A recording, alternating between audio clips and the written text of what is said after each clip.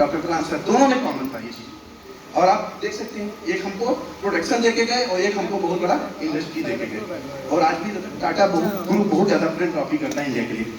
और इसके अमानत में गवर्नमेंट ने क्या किया है, 3 नंबर अलॉट होता है, director identification number.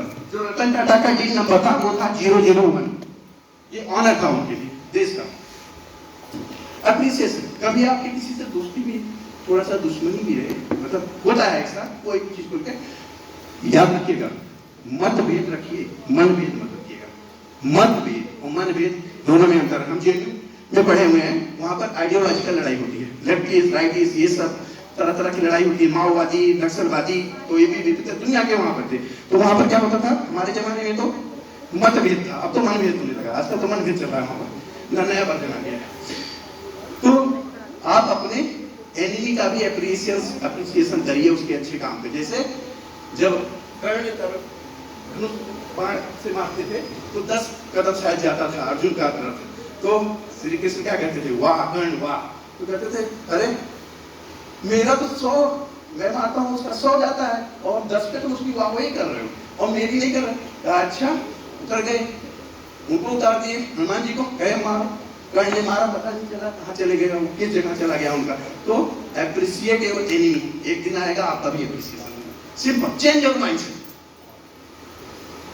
Then smaller technology greater impact. कभी भी कोई काम छोटा नहीं होता है।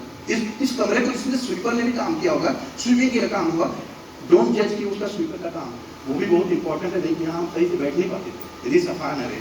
तो कभी किसी का काम छोटा नहीं होता है, हर काम को इक्वल वैल्यू दीजिए। आल्पिन है, आल्पिन 175 साल पहले बनाई गई थी। आज तक बता दो इतनी टेक्नोलॉजी आई, कोई आल्पिन का है किसी के पास? बटन का कोई है? नहीं है। क्वांटम साइंस आ गया है, वो एआई आ गया, चैट जीपीटी आ गया, दुनिया भर का आ गया, अब तो जेनजी भी आ गए, मार्केट में नया वर्ड आया जेनजी, ठीक है।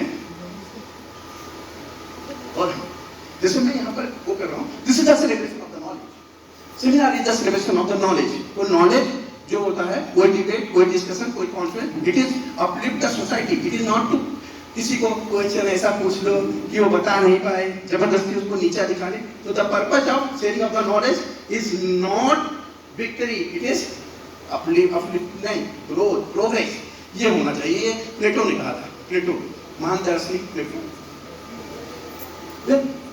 एक डेड हॉर्स थ्योरी पढ़ाया जाता है, मोटिवेशनल स्पीकर लोग डेड हॉर्स थ्योरी यूज करते हैं। डेड हॉर्स थ्योरी का मतलब होता है कभी भी मरे घोड़े की ना सवारी करनी चाहिए ना, और ना मरे घोड़े को जिंदा करने का प्रयास करना चाहिए, वो एफर्टलेस है। क्या करेंगे आप? Change your strategy, replan, reset, reboot, revive, then start again. मरे हुए घोड़े पे काम नहीं किया जाता, सिंपल।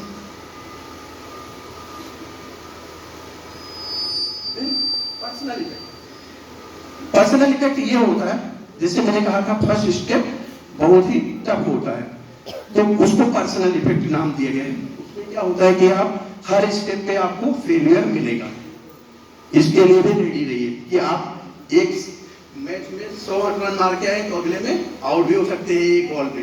तो ये याद रखिए कि हमेशा फेलियर के लिए भी, जीत के लिए यदि सक्सेस के लिए खुशी है तो फेलियर को भी एक्सेप्ट करिए। लेकिन यदि आप ये सीख लेंगे दोनों चीज में रहना, तो एक दिन ऐसा आएगा कि आप हमेशा सक्सेस की तरफ ही जाएंगे। और क्या होता है कि बहुत लोग क्विक बेनिफिट से बहुत खुश हो जाते हैं, तो क्विक बेनिफिट नहीं, यदि आपका बेनिफिट होना शुरू हो तो उसको और इम्प्रूव करने का प्रयास करिए, उसमें नए फीचर लाने का। क्योंकि क्विक में आपको एक ही कुकी मिलेगा, कुकीज बिस्किट, और यदि आप चैनलिंग करेंगे, प्रैक्टिस करेंगे तो आप मल्टीपल कुकीज के आपको पार्टनर करना।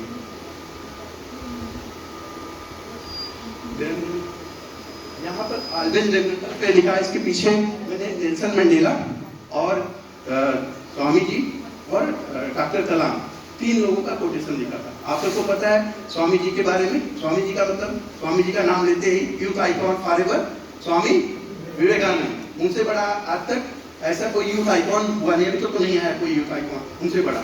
उनका आपने शिकागो में भी देखा है, और जो इंडिया के लिए हमें देखे गए थे कि जागो, उठो, जागो, तब तक प्रयास करो जब तक सब होना।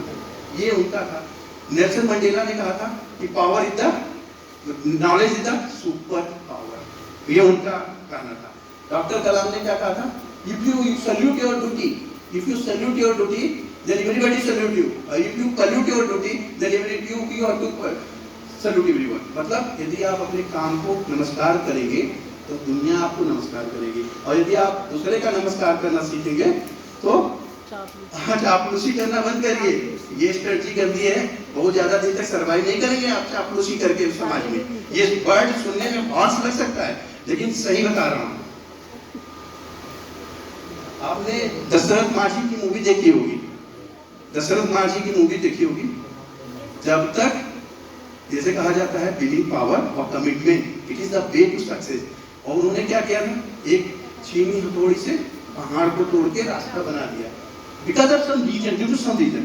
तो जब तक तोड़ेंगे नहीं तब तक छोड़ेंगे नहीं। उस पीपीटी में है, दिखने रहा, मैं क्या बताऊं आपको अच्छा लगता।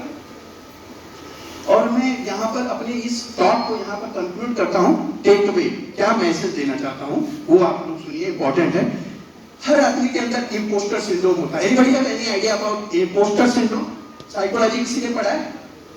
इम्पोस्टर सिंड्रोम का मतलब होता है self doubt. Remove your self doubt कि वो हमारे साथ नहीं रहेंगे, हमारा काम नहीं होगा, हमारा काम भगवान का पूजा नहीं करेंगे तो होगा नहीं। हम लोग ऐसी कंट्री में रहते हैं 10 रुपये का लड्डू चढ़ा के 1 अरब की लॉटरी का डिमांड करते हैं हनुमान जी के सामने जाके, ठीक है? ऐसी कंट्री है, ऐसा क्या पॉसिबल है? 10 रुपया से 1 अरब कहाँ मिलेगा यार? मतलब 10 रुपया को यदि 1000 साल के लिए बैंक में डाल दो तभी उसका खत्म हो जाएगा, वो बैंक वाले ही खत्म कर देंगे पैसा, वो तो हो जाएगा, उसमें कोई वही बने पाएगा, इंटरेस्ट भी नहीं बनेगा। तो आप उसे समझिए, बिल्ली देख के बिल्ली देखेंगे, रास्ता काटती है बिल्ली, कोई आ जाता पहले तब मैं जाता, और चौराहे पे कोई फोन कर दिया स्पेशल बंदा बंदी, ऐसा गाड़ी एकदम चलाएंगे मतलब कि चाहे वहां पर 500 रुपया का चालान बन जाए। आप तो आजकल चालान को आता है, घर पे आता है, घर पे आता है ना चालान, हम मोबाइल पे, लेकिन वो जाके लोग अदालत में सब रोग आके उसको भी कम कराते हैं। Avoid touch of epicaricacy. Epicaricacy, anybody have any idea about इपिकैरिकेसी?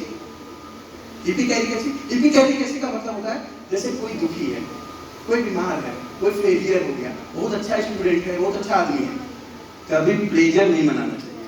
जो प्लेजर मनाता है उसी को हम बोलते हैं इपिकैरिकेसी। दूसरे की हार पे, दूसरे की परेशानी पे जो अपने आप को खुश रखता है उसको हम इपिकैरिकेसी। सो इसको अवॉइड करना चाहिए। Avoid the touch of epicaricacy. Next, remove ama. Remove ama, जैसे आपने आयुर्वेदा में पढ़ा होगा, आयुर्वेदा के 3 दोष हैं, वात, कफ, पित्त। लास्ट ईयर में पैनल डिस्कशन में था डिपार्टमेंट का, ये आयुर्वेदा आयुष मंत्रालय के 23 फरवरी को हुआ था यहाँ पर आईसीजीबी में। तो उन्होंने 2 न्यू वर्ड ऐड किए हैं, आमा एंड नेचर। आमा का मतलब होता है, पहले मैं नेचर बताता हूँ। नेचर का मतलब होता है जैसे ये नेचर है, इकोसिस्टम है, वैसे हमारे बॉडी के अंदर भी एक इकोसिस्टम है, और which is polluted by आमा। आमा क्या है? आमा का मतलब होता है यदि आप गंदी गंदी सोच रखेंगे हमेशा तो क्या होगा, आपके अंदर टॉक्सिक मटेरियल बनेंगे। आपकी बॉडी का जो मेटाबॉलिज्म होता है, बायोलॉजिकल मेटाबॉलिज्म का मतलब मेटाबॉलिज्म और एनाबॉलिज्म दोनों मिलकर मेटाबॉलिज्म होता है। जितनी रिएक्शन होता है बायोलॉजिकल रिएक्शन उसको मेटाबॉलिज्म कहते हैं।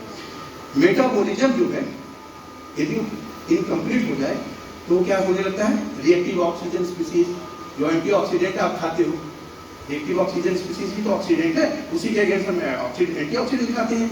देन अमोनिया का प्रोडक्शन होने लगेगा, प्रोटीन का डाइजेशन स्टार्ट हो गया। या आपने सुना होगा अल्कोहल पीने से आदमी मर गया, तो वो उसी तरीके से हमारी बॉडी में भी फॉर्मेल्डिहाइड, स्टेरॉइड का भी प्रोडक्शन होने लगता है। वो हमारी बॉडी को क्या करेगा, डैमेज करेगा। तो उसको हम आमा कहते हैं। तो आमा को बनने नहीं देना है, मतलब अपने ऊपर कोई भी चीज हावी मत होने दो। इसलिए सर ये ऑलवेज कीप योर